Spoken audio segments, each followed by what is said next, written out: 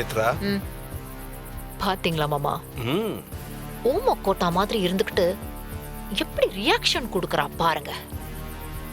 எதிர்த்து பேசாம இருந்துகிட்டு ரொம்ப அமைதியா இருந்து சாதிக்கிறா மாமா.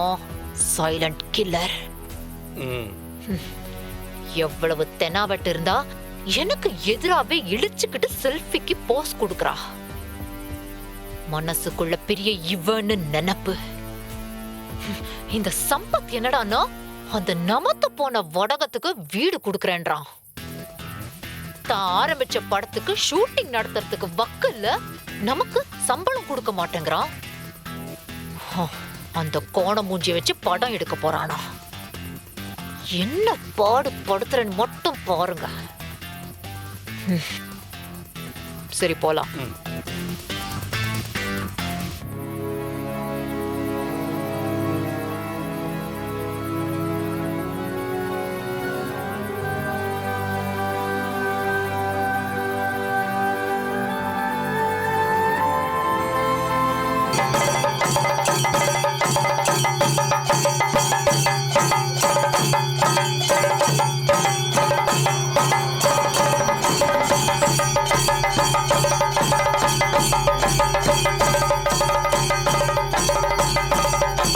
சார் வணக்கம் சார்.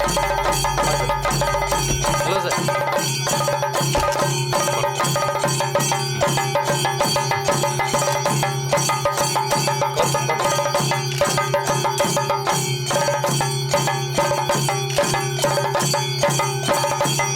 வணக்கம் சார்.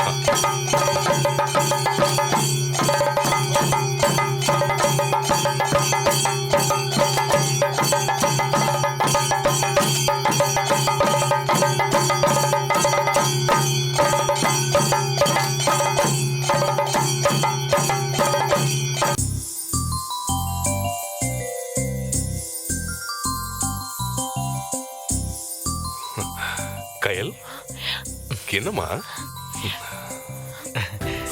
நல்லா இருமா, நல்லா இருமா. வெரி குட், வெரி குட் கயல். ப்ரூவ் பண்ணிட்ட. என்னோட தயாரிப்பு சோட போகாதுன்னு நீ ப்ரூவ் பண்ணிட்ட. உன்னை பத்தி படத்தை பத்தி தாறுமாறா மீம்ஸ் எல்லாம் போட்டாங்க. படம் ஓடாதுன்னாங்க.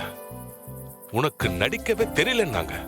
ஆனா நீ எல்லாத்தையும் உடைச்சு எரிஞ்சிட்டமா.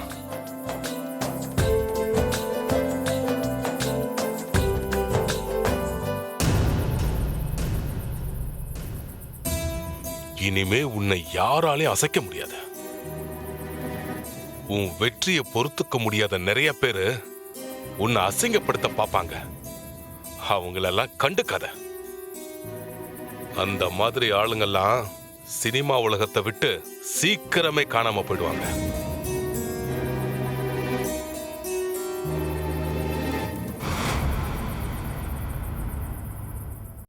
அந்த மாதிரி ஆளுங்கெல்லாம் சினிமா உலகத்தை விட்டு சீக்கிரமே காணாம போயிடுவாங்க.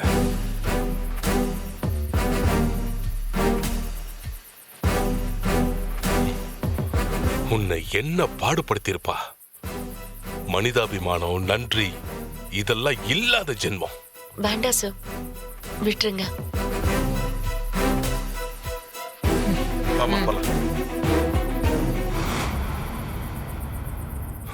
வேணா விட்டுடுங்கன்னு பெருந்தன்மையா நீ சொல்ற. ஆனா அவ இவளுக்கெல்லாம் இறக்கமே பார்க்க கூடாது. பார்த்தோம் நம்மள மொத்தமா காலி பண்ணிடுவா. ஜாக்கிரதையா இருந்துப்பா. சரி, நீ ஃபங்க்ஷனை நல்லபடியா என்ஜாய் பண்ண. ஆல் தி பெஸ்ட் மா. Thank you sir.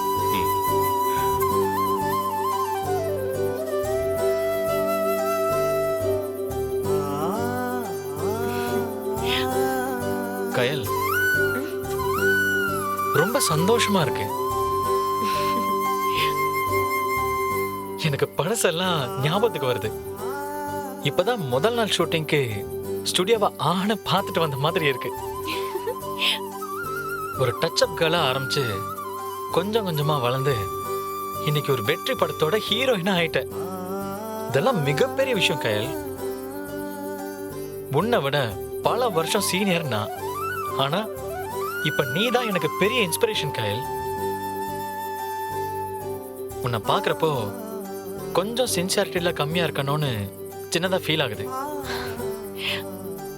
என்ன கார்த்திக் இப்படி எல்லாம் பேசுறீங்க? இல்லை கயல், நான் சொல்றது உண்மைதான். நான் இந்த நிலைமைக்கு வர்றதுக்கு நீங்க தான் முக்கிய காரணமா இருந்திருக்கீங்க. எனக்குள்ள இருந்த இன்ஃபீரியாரிட்டி காம்ப்ளெக்ஸை உடைச்சு என் கூட சகஜமா பழகுனீங்க.